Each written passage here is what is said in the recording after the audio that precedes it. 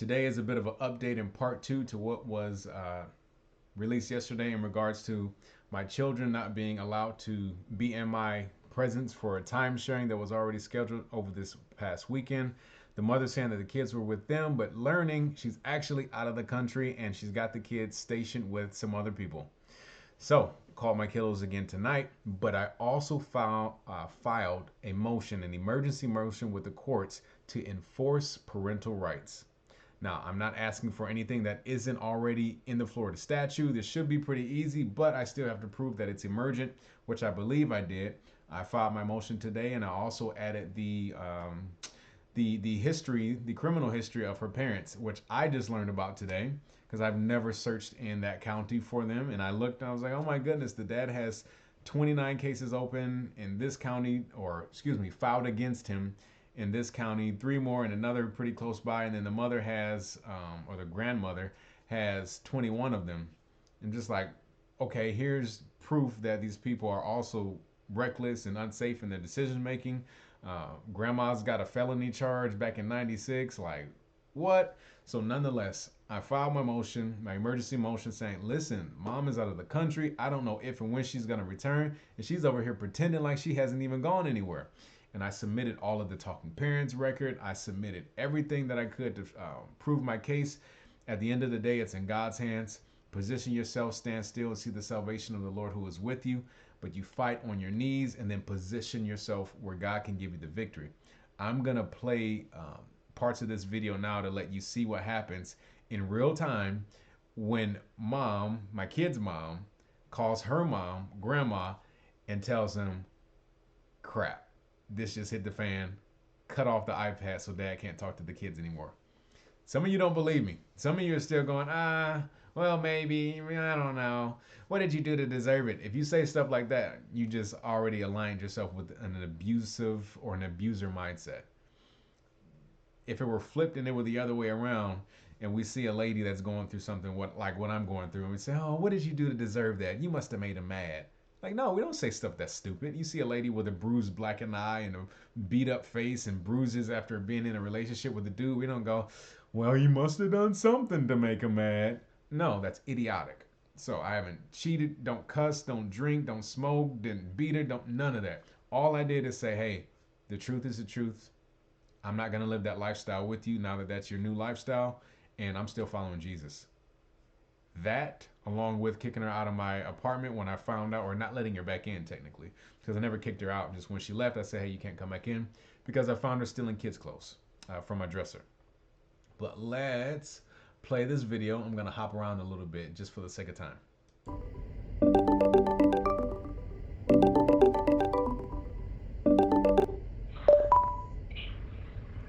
Hey, hey, hey. Aviana, you there? Hi. Yeah. This time I heard you calling on the pink iPad. Oh, yeah. Oh, really? Now It we're looks going to all have an bright issue. and sunny there. No, no, no. The Lord rebuke that. Come on back. It looks all bright and sunny there. Mhm. Did you get to play outside today? No, but I thought I could go play with my neighbors, Addie and Reagan, but they are gonna have dinner. It is about dinner time. I should do the So same. tomorrow. Mhm. And Keep talking to my tomorrow kiddos. Uh-huh. I'm gonna go play with them. Okay. Do you like playing with them? So I started to call like a normal dad. Hey, I'm a normal person. I'm a normal dad. I love my kids. I don't feed into any other mess, whether it's the kid's mom or anybody else I run into in life. You do you. If you bring it to me, I'm going to tell you the truth about it and I'm going to keep it moving. Let me move about 16 minutes into the call. Everything is going fine. I'm talking to my kids. We're enjoying our time together like we used to. Like the biggest difference here is their mom isn't there. When her mom's there, she makes her sit down in one seat. She purposely tries to get attention by putting her cell phone in front of the camera, like, look, look, look, I'm here, just to try to get some type of reaction, which I don't give her. And she's always chiming in and trying to answer for the kids, and the kids are also very uncomfortable when that happens. Nonetheless, let's go to about the 16-minute mark here. My note to myself says, ah, so here's where you can see her mom calling her grandma, who's over there right now. I like Okay. the purple one. It's fear. How about the orange one? The orange one is anxiety. I thought the orange one was a popsicle. What? You ever had an Wait, orange you popsicle? watched Inside Out too? I watched the There's the first one. call. Are you gonna watch the second one? Not yet. Well, then on the second one, there's anxiety. We Make sure her envy, mom is telling her about the embarrassment. emergency motion file now that her attorney has told her You're about it. right. Watch what happens. Uh, and I could take a sneak peek what's gonna happen on the third one. I I saw a video on YouTube that showed what's gonna happen in the third movie So, that and her mom, her Joy's grandmother, gonna meet Aviana's a grandmother, has boy. just Aviana's grandmother has just received direction of what to do, how to move the kiddos, and what not to do. I run that back just a little bit in case you missed it. What's gonna happen in the third movie that Joy's gonna meet a boy. That Joy's gonna meet a boy that. My daughter is now being told, go sit down in that seat. Because when I normally call, her mother makes her sit in one chair and only allows one little section of the residence to be seen. And they always have to stay there. You just heard her. Her grandmother doesn't know the rules, mind you. I told you this was on the last video. Grandmother doesn't know the rules. She's just like, oh, we don't let the kids see dad. This is our keep away game. This is our unhealthy game. Oh, now she's learning all the other rules. Looks just like her, but he's a boy. Okay. Same color, but a boy, and curly hair. You remember all of that. Mm, You got a good memory, kiddo. yeah.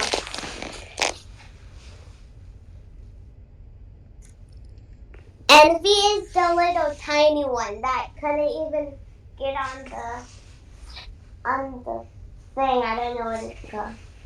What does envy mean to you? Envy.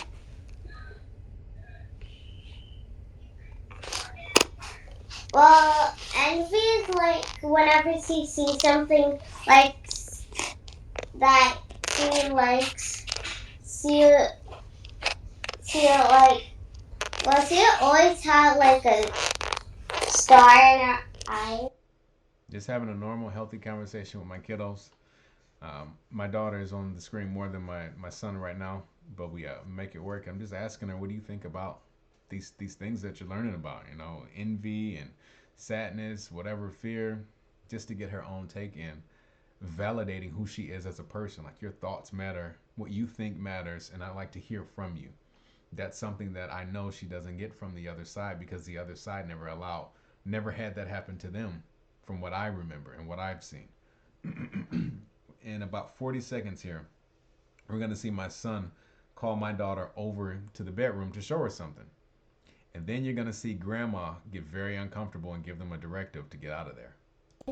I don't know. Okay. Envy wants something that someone else has, is what I heard you say. Whenever she sees something super cool, I want that too.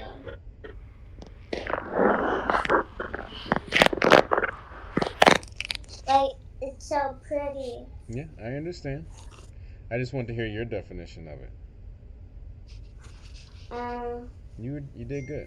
I think it. Mm, Did you hear that ping? Text message. Bing. Now, some of you are gonna think if this is your first time ever going through this or seeing this, oh no, you're just overthinking it. That's just being paranoid. Once again, you know the person that's on the other side of you, and you've got to know your enemy. I'm not saying that her mom is the enemy, but I'm saying that the forces that encourage her and spur her on to act in a certain way. I've already seen them play out before. These people have patterns because the enemy has patterns. Oh, here's the text message. You're going to hear the calls coming in. Watch all of these coincidences happen now that I filed this motion, and it's been a couple hours since about 4:30 p.m. Now we're about 6:30 p.m., and I'm willing to bet that attorney has talked to the mother, who is not in the state of Florida, and went, "Oh my goodness, I can't believe that he found out." I think you did good. Yeah? Huh? Does I want to show me something? I don't. No, what? Yeah. I'm a kid. Down there. Does that what? Why does the kid have to go sit down? What is it? Hey. No, I'm. Okay, you need to sit down over there on your chair so you can talk comfortably. And you too, go. You can talk to Derry. No, I can't. Okay, go and sit down next to him. Yeah. They don't want you to talk in there. I mean, that's okay. Go over there so you can feel comfortable. The kids are comfortable. It's the grandma that's not comfortable. That's called projection. And I laugh because after so long of really not knowing how to fight and you just blocking and maybe a couple shots get in, and like, oh, I see the pattern now. Nope, block, block. Oh, I see what you're doing now. And you call out what it is. Oh, that's a lying spirit. Oh, that's projection. Oh, that's gaslighting. Oh, that's triangulation. Once you learn the patterns, that doesn't make the fight any less dangerous, but it makes it so much more predictable to where it becomes fun in the sense of sparring. Like a fight is serious and you don't know what's gonna happen. But when you're sparring, you know, I'm gonna be all right at the end of this. You might get a couple shots in, but my partner, if you got a good one, isn't trying to hurt me. My partner is gonna just throw some blows and I'm gonna be able to handle it. So that's my mindset here. It's just a joy to be on this side of it, understanding all of it and seeing the punches come before they come, and then being able to call out the plays. What else? Her grandmother demanded her to go into the other room and sit down. Gonna let a little bit more play and then jump over to the 20-minute mark where we can hear another text message ding come in. What you want to show me? I don't know. Is Josiah still in the room? Yeah, I think. Sit down there, please. Thank you.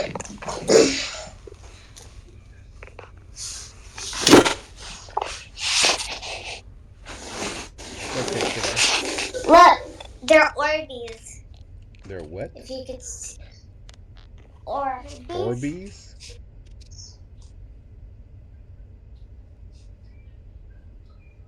Are those liquid? Just slime in it. Did you make it? Pink slime. Okay. Did you make it? Yeah? That's pretty cool. I remember that pen. You got that at the hospital. We haven't been able to have. And also, my mommy has one of these. They're pretty popular with the hospital. Haven't been able to have a good conversation like this in a while. And it has a tie. Check out what happens. I never noticed that. But it's supposed to be Ding. like this. You can do that too. It's supposed to like that. So now my kids and I are going to talk about the Ninja Turtles and how I knew the Ninja Turtles before they were born. I'm going to move ahead to the 22-minute mark. And you'll see Grandma is still a little frantic. And walking past, what is that, 22? This is my son and my daughter showing me the cool trick they can do with their finger skateboard. Supposed to land on its wheels. It works with a real skateboard too. But if you do it like this, it won't. If you don't do it like strong, it won't work. Just how let me try. Ow! Careful. And it hit my arm and then it landed like that. Did you use it on your mighty? Yeah? There she goes, walking past.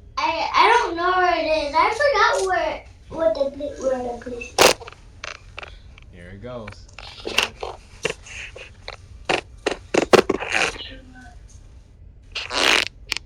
Would Aviana, could you play with me?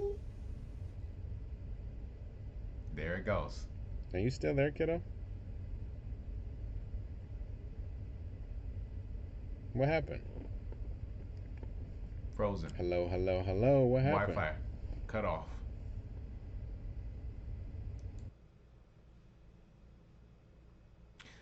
Let's take a look here. I'm going to pause it so we can keep some of her information private. I wonder if she turned the Wi-Fi off to end the call. Back. Grandma Exact same account. got the call from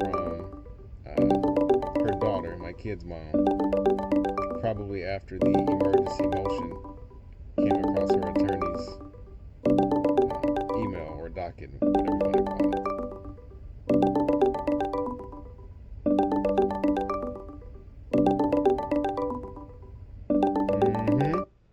So I'm going to leave it at that. My whole purpose in doing this is to kind of remove the taboo and the fear that we have about going against abusers. I don't understand why in our society we allow people who abuse to keep us quiet for so many years. Now, it's different if God is saying keep your mouth shut for now. But we saw that guy, I forget his name, starts with the N. He was a doctor molesting Olympic gymnasts and just the Olympian young ladies. And people knew about it, they confronted it, but they kept silent enough to where he kept doing it. When we deal with people that do, whether you want to call it parental alienation, narcissism, some type of personality disorder, it's just evil. It's unhealthy, it's evil, and we can pray for them, but we also have to set boundaries and move forward. My goal is to share the story because the more that I started to talk, the more I found people said, oh yeah, I went through that in my 20s. Oh yeah, I went through that in my 50s. Oh yeah, I'm going through that right now. And I'm just like, wait a minute. Why haven't we talked about this? Like we as men, we keep it secret and quiet because unfortunately a lot of us think, well, that's just being a woman. It's not. It's a lot of healthy women out there that don't act like this, that don't do this, that it is not healthy and it's not acceptable. So it's important for us to talk and shed light on it. I know it happens to women as well from the guy side because we're dealing with a mindset and a spiritual dysfunction. But for me, I'm only talking about my personal situation and I'm trying to shed light on it. I still would love help when it comes to the legal side, financially, with everything else. But I'm not out here, I guess you could say, with playing my violin in front of everybody. I would love it if you are willing to represent someone who doesn't have the funds to do that. But I don't think that's God's plan for me right now because it's been hard to get an attorney just based upon where I was rebuilding. Remember, everything went down to 000. I was taking care of my daughter in the hospital. Then her mom's like, all right, I'm out. Took everything without any division of anything. So rebuilding is tough. But the whole purpose of this is to be transparent with my story and to give other people hope and encouragement and show you how to fight. We spend way too much time whining and complaining and trying to argue with someone whose this part doesn't even work anymore. Like they can still do what they want to do and they can still pretend to be perfectly calm and kind in front of the right audience. But after a while, you're going to see their true colors. And if you confront them about it, they're going to turn on you and they're going to block you on all their social medias. If you're living through that, I'm sorry. But I'm glad that you're here. And I'm glad that you've decided to fight a different way. You have got to war with the scriptures. You position yourself in the natural. Yes, you respond with motions and filings in court, blah, blah, blah, documentation. Eventually, the truth does come out. Like the good guy always wins in every movie.